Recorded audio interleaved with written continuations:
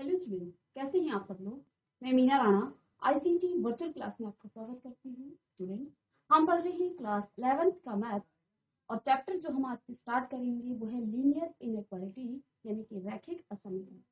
तो बच्चों, यहाँ पे हमने प्रीवियस लेक्चर में आपको कॉम्प्लेक्स नंबर का जो चैप्टर है उसको खत्म कर दिया है। कॉम्प्लेक्स नंबर में हमने कॉम्प्लेक्स नंबर के बारे में पढ़ा, ठीक है, और उसके जितने भी बेसिक कॉन्सेप्ट हैं और एक्सरसाइज है, रिलेटेड एक्सरसाइज को छोड़ के हमने सारी एक्सरसाइज और उन पर बेस्ड लगभग सारे क्वेश्चन हमने सॉल्व कर लिए।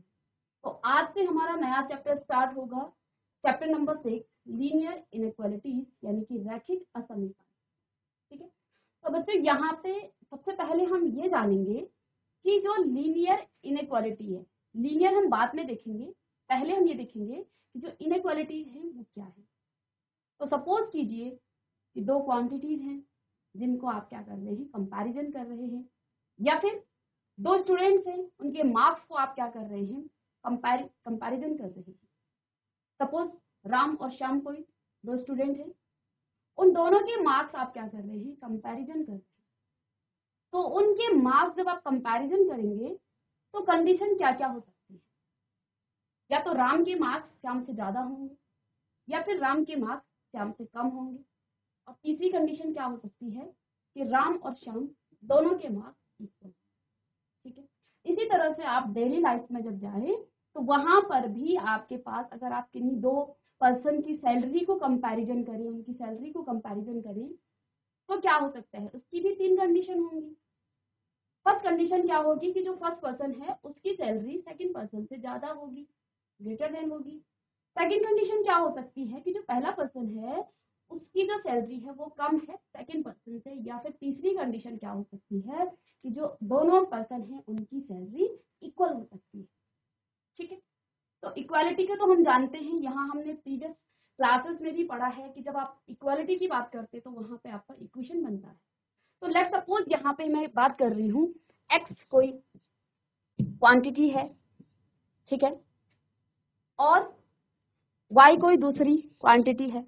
इन दोनों की जब मैं कंपैरिजन करूं, कंपैरिजन की जब मैं बात करूं, इन दोनों की जब मैं कंपैरिजन करूं तो तीन कंडीशन मेरे सामने आएंगी। क्या क्या कंडीशन होंगी वो तीन? पहली कंडीशन क्या होगी, देखिए x और y दो क्वांटिटीज हैं, इन दोनों की जो कंडीशन होगी, पहला कंडीशन क्या हो सकता है कि x बराबर होगा y के। कंपैरिजन में यही तो हो सकता है, पहली कंडीशन क्या हो सकती है कि x और y दोनों इक्वल हैं। ठीक है, दूसरी कंडीशन क्या हो सकती है, x is greater then y, x y से बड़ा हो सकता है। और तीसरी कंडीशन क्या हो सकती है कि x is less then y, x जो है y से छोटा है। ठीक है, तो ये जो पहली कंडीशन है इसको कहा जाता है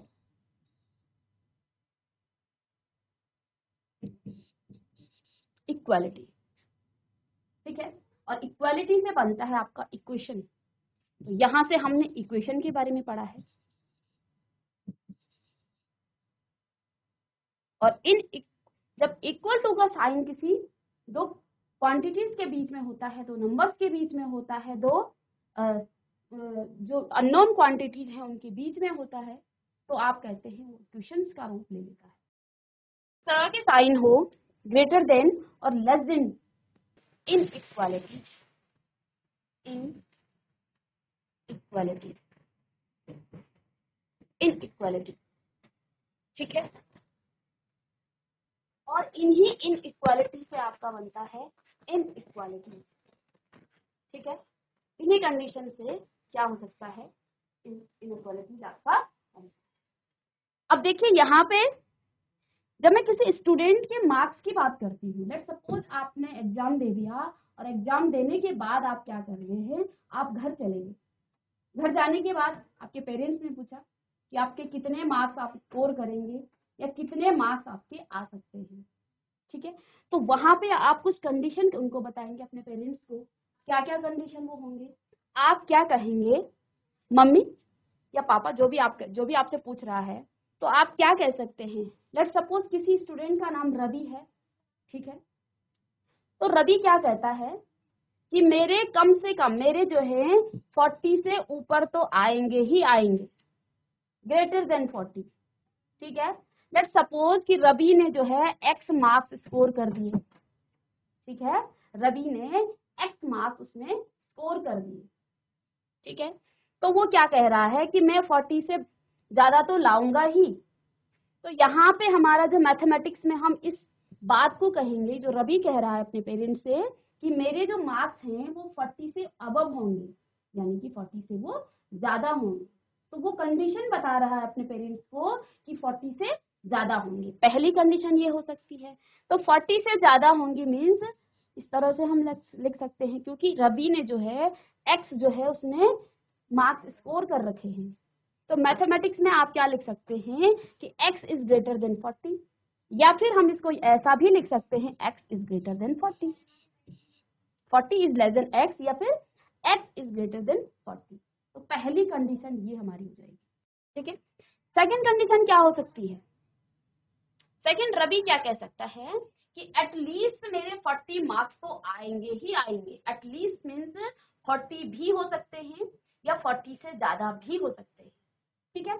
तो अब उस कंडीशन में वो दो आपको कंडीशन बता रहा है कि x इज या तो वो इक्वल होगा, या तो वो 40 से ग्रेटर होगा, या फिर इक्वल होगा।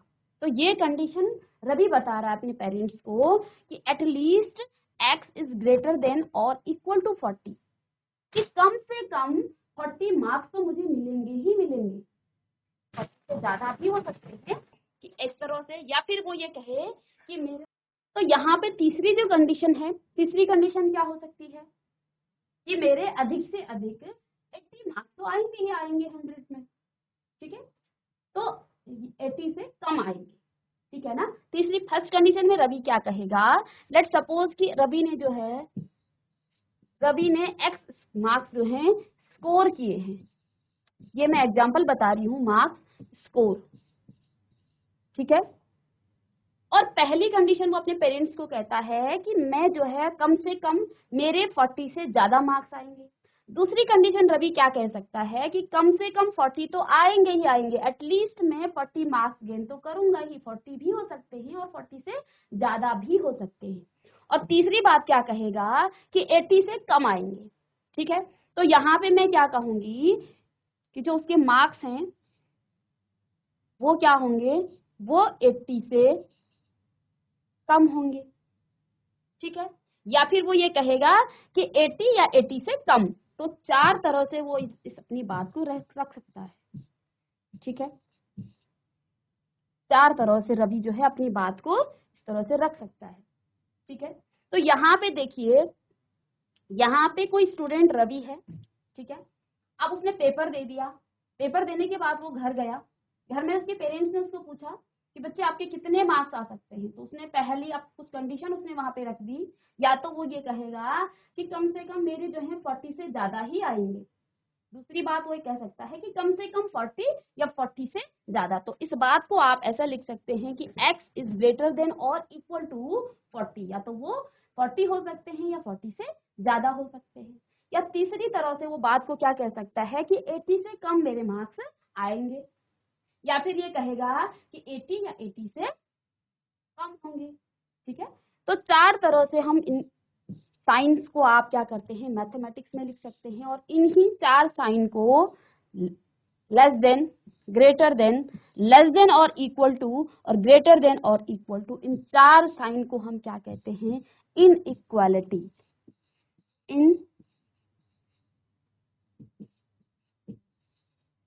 जब आप चार तरह से अपनी बात को इस तरह से कहते हैं तो इन साइन को ही क्या कहा जाता है, इनइक्वालिटीज का साइन कहा जाता है, ठीक है।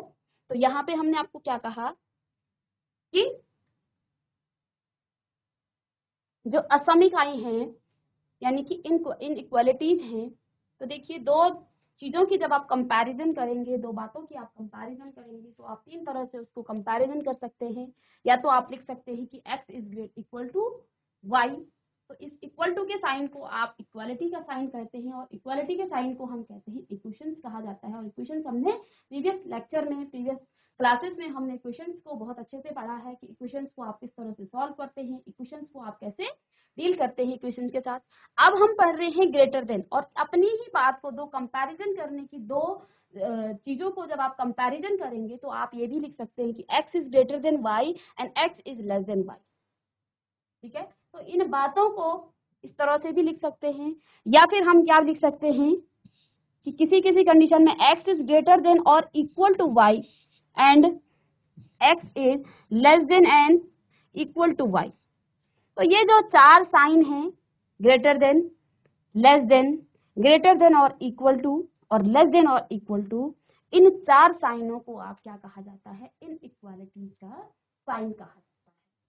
ठीक है, अब हम चैप्टर का नाम हमारा है लीनियर इनइक्वालिटीज। ठीक है, तो देखिए यहाँ पे देखिए x की पावर कितनी है, ये वेरिएबल्स है, अननोन क्वांटिटीज है। ये जो x है ये आपका वेरिएबल है जो कि अननोन है। ठीक है, और अननोन यहाँ पे जो है, इस अननोन क्वांटिटीज की, इस वेरिएबल्स की जो है पावर कितनी है, 1 है, और एक ही यहाँ पे वेरिएबल है। तो इसलिए इसको जब आपके इन वेरिएबल्स की पावर 1 होती है तो इसको आप कहते हैं लीनियर इनइक्वालिटीज। अगर मेरे पास इस तरह से कोई 40x इज लेस देन 80, तो इसको मैं क्या कहूंगी, linear inequalities in one variable.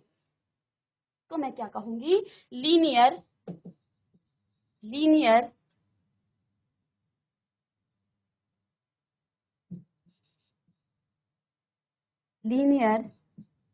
Inequalities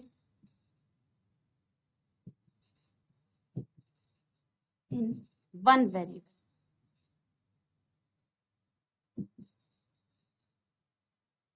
तो यहाँ पे 1 वेरिएबल्स है, तो इसको हम क्या कहेंगे, लीनियर इनइक्वालिटीज इन 1 वेरिएबल। तो यहाँ पे इनइक्वालिटीज है और 1 वेरिएबल्स के साथ है, तो इसको हम कहेंगे लीनियर इनइक्वालिटीज इन 1 वेरिएबल्स। तो यहाँ 1 वेरिएबल्स के साथ आपका क्या है, इनइक्वालिटीज है, तो यहाँ पे हम 1। अब इस चैप्टर में हमें बेसिकली क्या पढ़ना है, बेसिकली हमें यहाँ पे इनइक्वालिटीज को सॉल्व करना है। उसका जो ग्राफिकल रिप्रेजेंटेशन है आप किस तरह से करते हैं, इसे करना है। ठीक है, तो इनइक्वालिटीज को हम बाद में सॉल्व करेंगे। ये 1 वेरिएबल्स हो गया है। अब हम 2 वेरिएबल्स की बात करते हैं। 2 वेरिएबल्स आप किस तरह से लिखते हैं, तो इसको आप कॉपी कर लेंगे पहले, और ये आपका आ जाएगा। अब दूसरा है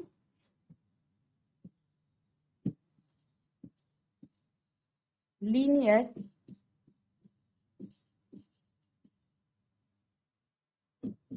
inequalities in 2 variables। तो लीनियर इनइक्वालिटीज इन 2 वेरिएबल्स क्या होता है, 1 वेरिएबल्स हमने जान लिया है, जहां पे आपके पास एक वेरिएबल्स होता है, एक अननोन क्वांटिटी होती है, तो वहां पे आप क्या कहेंगे कि ये आपका क्या है, लीनियर इनइक्वालिटीज है। ठीक है, लेट्स सपोज राधा कोई गर्ल है, ठीक है, कोई लड़की है जिसके पास जो है 140 रुपीज है। राधा के पास रुपीज 140 हैं।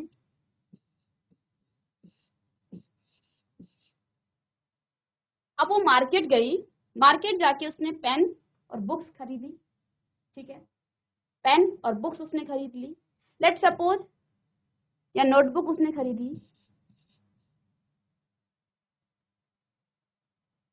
एक नोटबुक का जो प्राइस है वो है ₹30, और एक पेन का जो है, जो प्राइस है वो कितना है, ₹10। ठीक है, तो अब राधा ने कितने पेन खरीदे। ठीक है, लेट नोटबुक जो है, लेट राधा ने X नोटबुक खरीदे एंड Y उसने जो है पेन्स खरीदे हैं। ठीक है, तो इस बात को आप कैसे लिख सकते हैं, नोटबुक, एक नोटबुक का जो प्राइस है वो 30 रुपीज है, और एक पेन का जो प्राइस है वो 10 रुपीज है। तो हम क्या लिख सकते हैं, 30x plus 10y is equal to, और टोटल उसके पास कितने थे 140। ठीक है, अब उसने x नोटबुक ले ली और y उसने क्या ले लिए हैं, y उसने पेन ले लिए हैं। ठीक है, टोटल रुपीज उसके पास कितने हैं 140 हैं। तो इसकी पॉसिबिलिटीज क्या हो सकती है, तो राधा या तो क्या करेगी, या तो इक्वल, या तो वो 140 से जो टोटल प्राइस होगा इनका, या तो वो 140 से कम होना चाहिए, या तो 140 के इक्वल होना चाहिए। ठीक है, यहाँ पे हम क्या कह रहे हैं कि राधा कोई लड़की है जिसके पास 140 रुपीज टोटल है। वो मार्केट गई, उसने नोटबुक और पेन खरीदी। नोटबुक सपोज यहाँ पे एक नोटबुक का प्राइस जो है 30 रुपीज है और पेन का प्राइस 10 है। लेट सपोज उसने x नोटबुक खरीदी और y उसने पेन्स खरीदी। ठीक है, तो उसके जो इक्वेशन बनेगी वो किस तरह से बनेगी, टोटल उसके पास क्या होना चाहिए। ठीक है, या तो वो 140 से छोटा हो, कम हो। ठीक है, क्योंकि उसके पास टोटल पैसे कितने हैं 140 रुपीज हैं, और या तो वो इक्वल हो 140 के।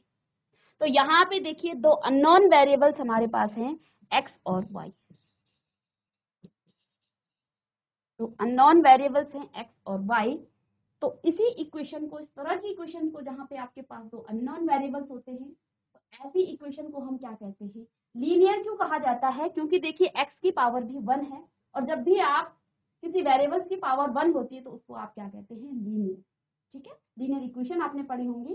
तो यहाँ पे लीनियर इसलिए कहा जा रहा है क्योंकि x की पावर भी 1 है और y की पावर भी 1 है, इसलिए इसको कहा जाता है लीनियर। और इन इक्वालिटीज इसलिए कहा जाता है क्योंकि यहाँ पे जो है इन इक्वालिटीज का। ठीक है, तो इसको भी लिख लेंगे। इसके बाद कुछ रूल्स हैं इनको सॉल्व करने के। तो यहां से जो है डेफिनेशन क्या हो जाएगी, लीनियर इनइक्वालिटी या फिर रैखिक असमीकाएं।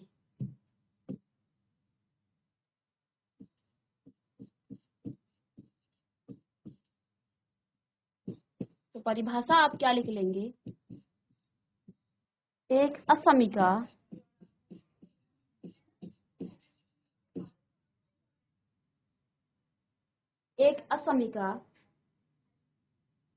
तो वास्तविक संख्याओं या बीजीय व्यंजकों, तो वास्तविक संख्याओं या बीजीय व्यंजकों में less than, greater than, less than और इक्वल टू, और ग्रेटर देन इक्वल टू चिन्हों के प्रयोग से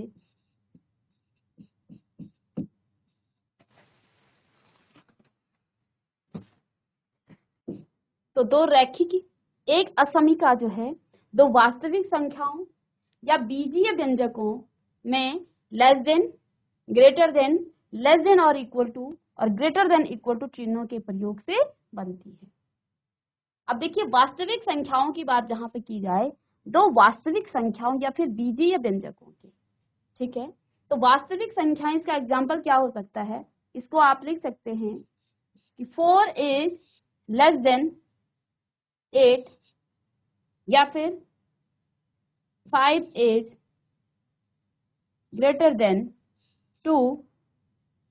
ठीक है, इसी तरह बीजीय व्यंजक क्या हो सकते हैं। ठीक है, इसको आप लिख सकते हैं ax plus B is less than 0। ठीक है, लेस देन करें, या फिर इसको आप ग्रेटर देन भी लिख सकते हैं, इज ग्रेटर देन 0। ठीक है, इसी तरह आप लिख सकते हैं कि ax plus B is greater than और इक्वल टू 0। इस तरह का साइन भी बन सकता है। ठीक है, या फिर ax plus B less than और इक्वल टू सी, कोई दूसरा नंबर है। ठीक है, या फिर ax plus B is less than equal to C, या फिर ax plus B is greater than equal to C, इस तरह के कुछ बीजीय व्यंजक भी हो सकते हैं। ठीक है, तो जब भी आपको इस तरह के एक्सप्रेशन दिखें, इस तरह के आपको बीजीय पद दिखें या फिर वास्तविक संख्याएं दिखें, तो हम क्या कहेंगे, ये आपकी क्या है, असमीकाएं। इसको कॉपी कर लेंगे। तो ये हमारे क्या हैं, ये हमारे रैखिक असमीकाएं हैं, या फिर इसको हम लीनियर इनइक्वालिटीज भी कहते हैं। ठीक है, अब इन लीनियर इनइक्वालिटीज का आप अलजेब्राइक सॉल्यूशन कैसे करते हैं, इसको हम देखेंगे। Algebraic solution of linear inequalities, इनका अलजेब्राइक जो है सॉल्यूशन, या फिर आप इसको हिंदी में लिख सकते हैं कि बीजगणितीय रैखिक असमीकाओं का रैखिक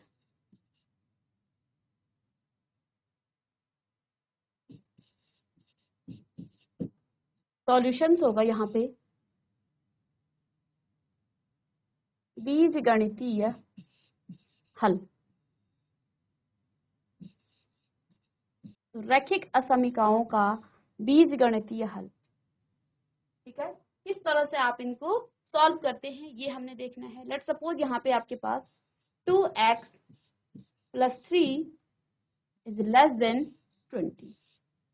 ठीक है, ये कोई क्या है, रैखिक असमीका है या फिर लीनियर इनइक्वालिटीज है। तो देखिए यहाँ पे कंडीशन आपको दी होगी कि x आपका क्या है, x आपका नेचुरल नंबर है या फिर आपका इंटीजर्स है, यानी कि पूर्णांक है।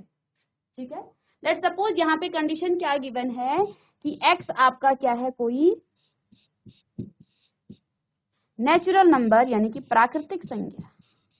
ठीक है, तो जब हम रैखिक असमीकाओं का एक हल नहीं निकलता है, यहाँ पे इसके बहुत सारे सॉल्यूशंस हो सकते हैं, इसका एक सॉल्यूशन नहीं हो सकता है, क्योंकि जब हम लेस देन और ग्रेटर देन की बात कर रहे हैं तो इस इक्वेशन का देखिए यहाँ पे इस एक्सप्रेशन का 2x + 3 > 20, तो यहाँ पे x का एक मान नहीं हो सकता है, इसके बहुत सारे सॉल्यूशंस हो सकते हैं। क्यों, क्योंकि जब आप नेचुरल नंबर इसमें रखें, x is a natural number, 1 रखेंगे तो 2 × 1, x को आप यहाँ पे 1 रख लीजिए, नेचुरल नंबर की बात कर रहे हैं, +3 > 20, तो कितना आ जाएगा, 5 इज ऑल्सो लेस देन 20, तो ये भी इसका एक सॉल्यूशन होगा, x इज 1 पे। इसी तरह अगर आप x को 2 माने, ठीक है, तो कितना आ जाएगा, 2 × 2 + 3 > 20, तो ये भी इसको सेटिस्फाई करेगा। 4 + 3 <= 20, दैट मीन्स 7 <= 20। अगर हम x का मान यहाँ पे 3 रखें, तब भी ये इक्वेशन इसको, ये इनइक्वालिटी इसको सेटिस्फाई करेगा। कितना आ जाएगा, 2 × 3 = 6 + 3, तो 9 is also less than 20। x का मान अगर हम 4 रखेंगे तो यहाँ पे इस इनइक्वालिटीज में इसको भी ये सेटिस्फाई करेगा। 4 रखेंगे तो 4 × 2 = 8 + 3, तो 11 इज लेस देन 20, रखेंगे तो 10, तो कितना आ जाएगा, 5 × 2 = 10 + 3, 13 इज ऑल्सो लेस देन 20। और यहाँ पे x का मान अगर आप 6 रखते हैं तो 6 × 2 = 12, 12 और 15, तो 15 इज ऑल्सो लेस देन 20। तो बहुत सारे इसके सॉल्यूशन आते हैं यहाँ पे। ठीक है, इसके बाद 7 भी रखेंगे तो 14 + 3, तो 17 इज ऑल्सो लेस देन 20। 8 × 2 = 16, 16 + 3, तो 19 इज ऑल्सो लेस देन 20। तो यहाँ पे हम देख पा रहे हैं कि हमने क्या किया, एक रैखिक असमीका का जो हल है वो इसका एक यूनिक सॉल्यूशन नहीं हो सकता है। कंडीशन में इनइक्वालिटीज में लेस देन में बहुत सारे इसके सॉल्यूशन आ सकते हैं, बहुत सारे x के मान आ सकते हैं। ठीक है, हो सकता है इनफाइनाइट इसके मान भी आ सकते हैं अगर आपको कंडीशन नहीं। अगर हम पूरे रियल नंबर की बात करेंगे तो यहाँ पे इनफाइनाइट सॉल्यूशन होंगे इस इनइक्वालिटीज का, क्योंकि यहाँ पे हमें कोई कंडीशन नहीं दे रखी है। ठीक है। नेचुरल नंबर के केस में इसके इतने ही सॉल्यूशन हो सकते हैं। तो यहाँ पे x के कितने मान होंगे, x बराबर, देखिए हमने 1 रखा, तो कुछ सेट बनाएंगे हम इस तरह से जैसे हम सेट थ्योरी में बनाते थे। तो x को 1 रखा, तो इस इनइक्वालिटी को इसने क्या किया है, सेटिस्फाई किया है। 2 रखने पर भी, 3 रखने पर भी, जब आप 9 रखेंगे यहाँ पे, तो 9 2 जे 18, 18 प्लस 3, तो यहाँ पे अगर हम क्या रखेंगे, 9 रखेंगे, 9 2 जे 18 प्लस 3 तो 21 आता है। तो ये जो मान है x का 9, ये सेटिस्फाई नेचुरल नंबर के लिए नहीं करेगा, इस पर्टिकुलर कंडीशन के लिए ये सेटिस्फाई, इस इनइक्वालिटीज को सेटिस्फाई नहीं करेगा। ठीक है। तो यहाँ पे हमने आज चैप्टर स्टार्ट किया है लीनियर इनइक्वालिटी। तो यहाँ हमने दो चीजों की, दो राशियों की, दो नंबर्स की हमने कंपैरिजन किया है। 3 कंडीशन हमें मिलती हैं कंपैरिजन में। पहला कंडीशन क्या होती है कि वो दोनों इक्वल हो सकते हैं, दूसरी कंडीशन लेस देन हो सकता है, और तीसरी कंडीशन ग्रेटर देन हो सकती है। इक्वालिटीज में आपका इक्वेशन बनता है, और ग्रेटर देन और लेस देन में दो कंडीशन जो है, और इसके साथ आपका और में भी आता है। इन कंडीशन को हम कहते हैं इनइक्वालिटी। और जब आपके वेरिएबल्स की पावर 1 होती है, तो जो आपका पूरा इक्वेशन बनता है लीनियर इनइक्वालिटीज इन 1 वेरिएबल्स। और जब आपके पास 2 वेरिएबल्स होते हैं, तो हम क्या कहते हैं कि लीनियर इनइक्वालिटीज इन 2 वेरिएबल्स। तो इन वेरिएबल्स को किस तरह से सॉल्व किया जाता है, कुछ इसके रूल्स हैं, इसको हम नेक्स्ट क्लास में करेंगे।